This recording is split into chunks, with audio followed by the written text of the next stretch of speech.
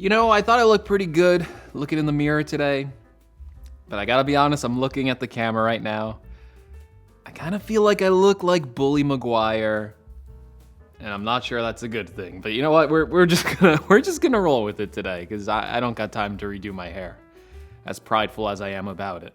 Let's face it, many people were disappointed with what they considered a lackluster update to the Apple Watch lineup last year, with the hallmark feature of the Series 7 being its bigger display and no updates on Apple's budget-friendly Apple Watch SE, and Apple still keeping the lackluster Series 3 in the lineup.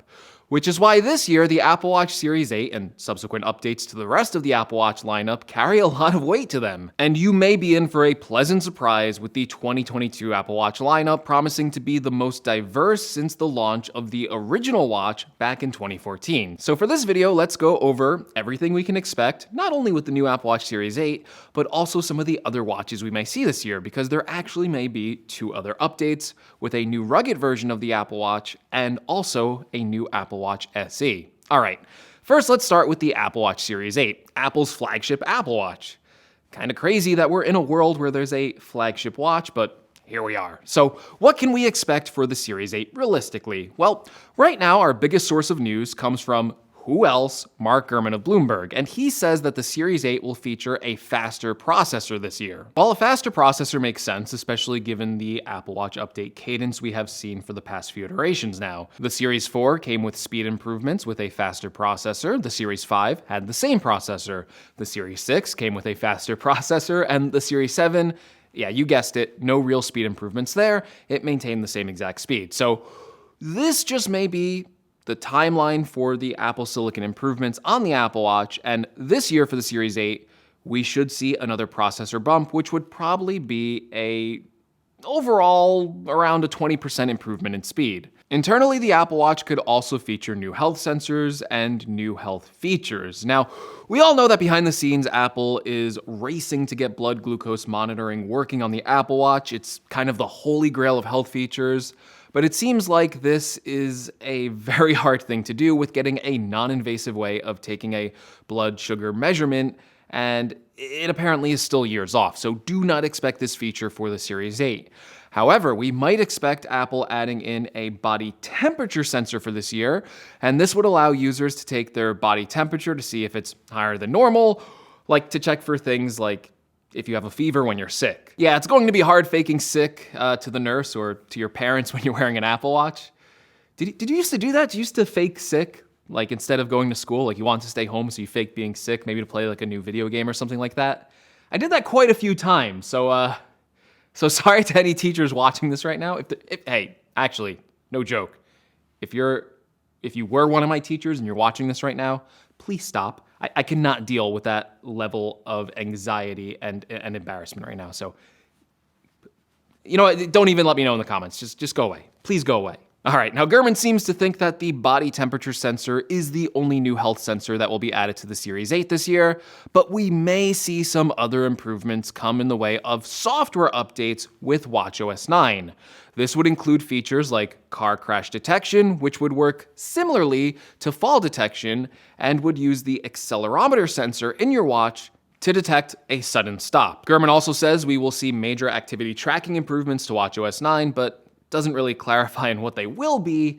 So to play the guessing game, I guess it could be things like maybe new exercises, maybe a new sleep ring, updates to maybe the way the Apple Watch tracks calories or the way it tracks how you're exercising, or other improvements like maybe having the ability to change move goals specific to that day, or maybe even set a rest day. Hey, setting a rest day, that would be pretty good. Speaking of watchOS 9, there's also a rumor that it will bring in a new low power mode that, according to Gurman, it is designed to let the smartwatch run some apps and features without using as much battery life. Currently, Apple Watches in low power mode, known on the device as Power Reserve, can only access the time. The company is also planning to refresh many of its built-in watch faces currently shipping with the device. So not only would we get new watch faces, but also maybe a new low power mode that works in more ways, and maybe it would increase the battery life of the Apple Watch for people who want to use the watch mostly to tell time and to look at other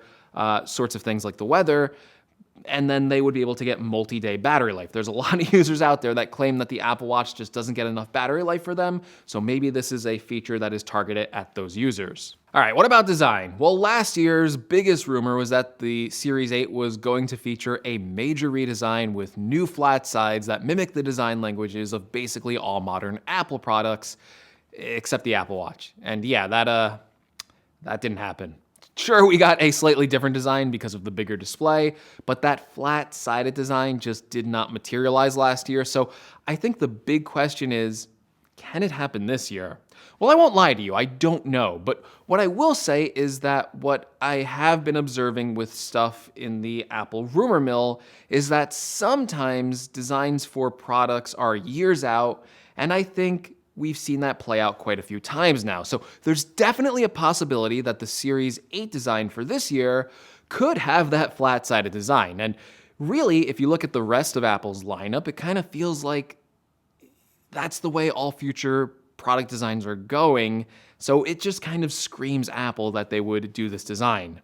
However, there's also the possibility that this design could be for a different watch, perhaps the rugged Apple Watch that we have heard about for the past year now in rumors. When Apple redesigned the iPhone 12 to have flatter sides, one of the purported benefits of making the design like that was that it increased durability, and this could have a similar effect on the watch. So with flatter sides, it's also possible that this watch could be thicker and made of rubberized material rather than the regular metal finishes that Apple puts on its watches now, as this watch is aimed towards users that would use it for more extreme activities like athletes, hikers, and so on. And I also think a rugged edition of the watch would be a great way to add even more battery capacity to the watch. If it's already going to be thicker, there's going to be more space to put in a bigger battery. That, coupled together with the new power saver mode we talked about earlier, could be a great way to extend the watch's battery life from maybe 1 day to maybe 2 days max with normal use, or hey, maybe if you're using that new power saver mode, maybe you could get 4 days or more. I think that would be a reason why people would choose the rugged edition